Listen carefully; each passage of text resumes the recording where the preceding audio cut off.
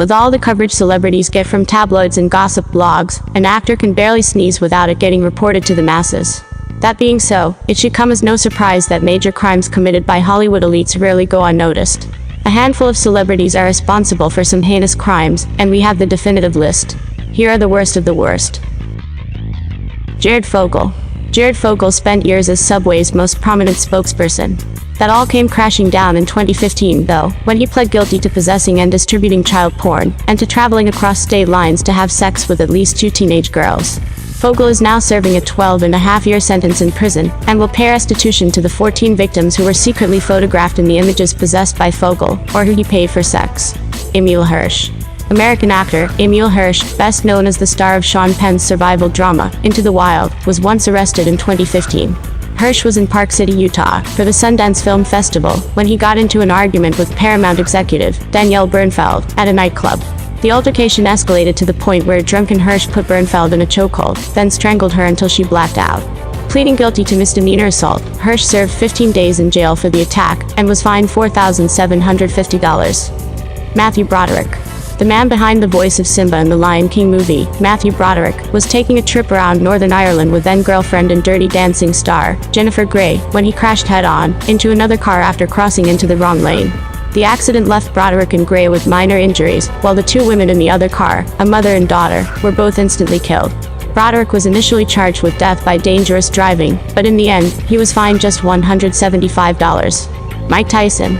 Iron Mike, the former undisputed world heavyweight champion boxer, who fought professionally from 1985 to 2005, with a 3-year gap between 1992 and 1995. That 3-year break Tyson took right in the middle of his career. He was actually serving time in jail for rape. In 1992, Tyson was convicted of raping an 18-year-old beauty contestant, Desiree Washington, in his hotel room. Sentenced to 10 years in prison, Tyson served 3, after which he immediately resumed his boxing career. Tyson is still required to register as a sex offender to this day. Jay-Z. Rapper, and one half of arguably the most powerful couple in music, known for hits like 99 Problems and Empire State of Mind, Jay-Z stabbed record executive Lance Rivera in the stomach with a 5-inch blade during an album release party. The rapper believed that Rivera was responsible for bootlegging his latest album, and while allegedly blacking out with anger, attacked Rivera with a blade. In October 2001, Jay-Z pleaded guilty to stabbing Rivera. He served a sentence of 3 years probation. Terrence Howard. Best known these days for starring in Empire, Howard has been married 4 times, and has been arrested for domestic violence through a total of 3 of the marriages. Howard is admitted to hitting his first wife, while his second obtained not 1, but 2 restraining orders against the actor. In addition to punching, stalking, and threatening to kill women he's been involved with, Howard was also arrested for an assault on a female flight attendant in 2000. Don King. Legendary boxing promoter, who represented superstar fighters like Muhammad Ali, Joe Frazier, and Mike Tyson, was arrested twice for murder. In 1954, King was running gambling houses in Cleveland, Ohio, when he shot and killed a man attempting to rob one. This was ruled a justifiable homicide, and King served no jail time. In 1967, however, King killed again, curb-stomping the head of a man who owed him money, until he was dead. King served just shy of 4 years in prison for this one. Mel Gibson. American actor, known for a string of hit films throughout the 80s, 90s, and 2000s, Mel Gibson is a racist and hard drinker, who once said an entire race of people was responsible for all the wars in the world, in a bizarre 2006 rant during which he was arrested by police for speeding with an open container of alcohol by his side. Gibson was sentenced to 3 years probation, counseling and community service in 2011, after pleading no contest to a serious domestic violence charge. He admits to slapping his former girlfriend, Oksana Grigorieva, though Grigorieva claimed the abuse had been more serious.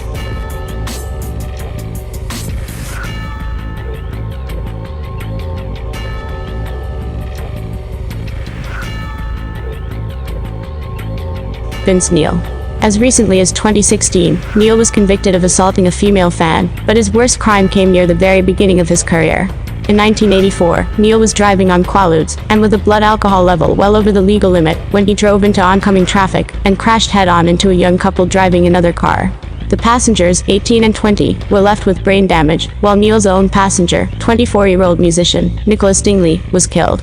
Neil served 15 days in jail. Bill Cosby. Bill Cosby's alleged crimes have been well documented over the last couple of years.